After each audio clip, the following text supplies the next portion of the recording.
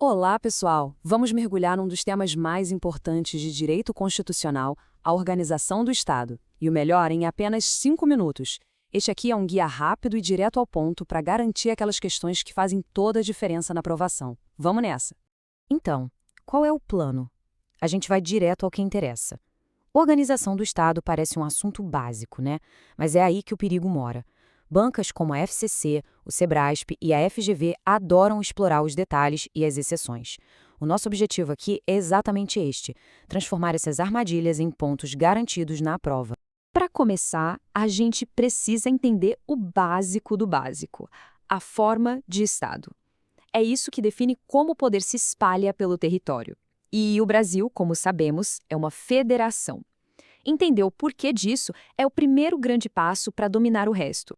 A lógica aqui é bem simples, olha só. No Estado unitário, o poder fica todo concentrado num lugar só. Já no Estado federal, que é o nosso caso, o poder é distribuído, ele é descentralizado entre diferentes entes políticos que têm autonomia. A palavra-chave aqui é essa, descentralização. Guarda isso.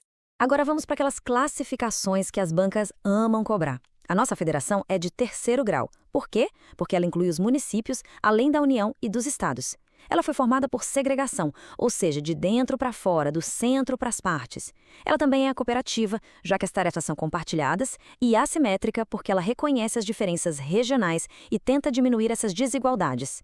Esses 4 termos são ouro puro para a prova. Ok, mas quem são os jogadores nesse tabuleiro? E o que significa na prática essa tal de autonomia que a gente tanto fala? Vamos agora identificar quem manda no jogo e o que esse poder realmente representa. O artigo 18 da Constituição não deixa dúvida. Temos 4 entes federados: União, Estados, Distrito Federal e os municípios. E a característica que une todos eles, a palavra que define essa relação, é uma só: são todos autônomos. Atenção máxima aqui. Essa é talvez a maior de todas as pegadinhas. Soberania é o poder máximo, supremo, que a República Federativa do Brasil tem lá fora, no cenário internacional. Agora, União, Estados, DF e municípios, eles não são soberanos. Eles possuem autonomia, que é um poder exercido aqui dentro, nos limites da Constituição. Confundir isso é o tipo de erro que a gente não pode cometer. Beleza, mas o que é essa autonomia na prática? Para facilitar a memorização, vamos pensar nos 4 A's. É a capacidade de auto-organização para criar suas próprias constituições ou leis orgânicas. É o autogoverno para eleger seus próprios governantes. É a autolegislação para fazer suas próprias leis. E, por fim, a autoadministração para cuidar dos seus serviços e do seu patrimônio. Simples assim. Bom, como em tudo no direito, toda regra tem sua exceção. E no nosso sistema federativo, as grandes exceções são o Distrito Federal e os territórios. Dominar o que diferencia cada um deles é o que separa quem passa de quem fica pelo caminho. Olha só que interessante e contraintuitivo. O DF é um ente federativo, tem autonomia. Já os territórios federais são só uma parte da União, como se fossem autarquias, sem autonomia nenhuma. E aqui vem a maldade da banca. O DF, que é um ente, não pode ser dividido em municípios. Já os territórios que nem entes são, podem. Isso despenca em prova, fique de olho. E a autonomia do DF, como a gente viu, é limitada.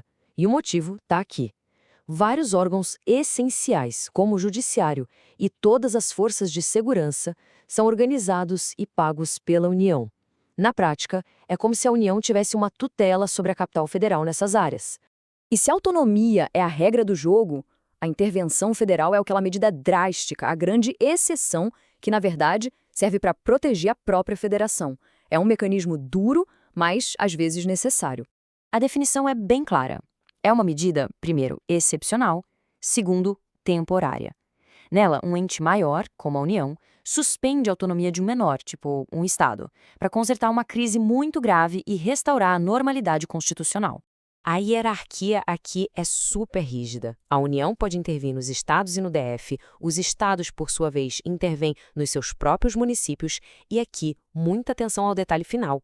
A União nunca, jamais, intervém em um município que fica dentro de um estado. Essa é outra pegadinha clássica que derruba muita gente.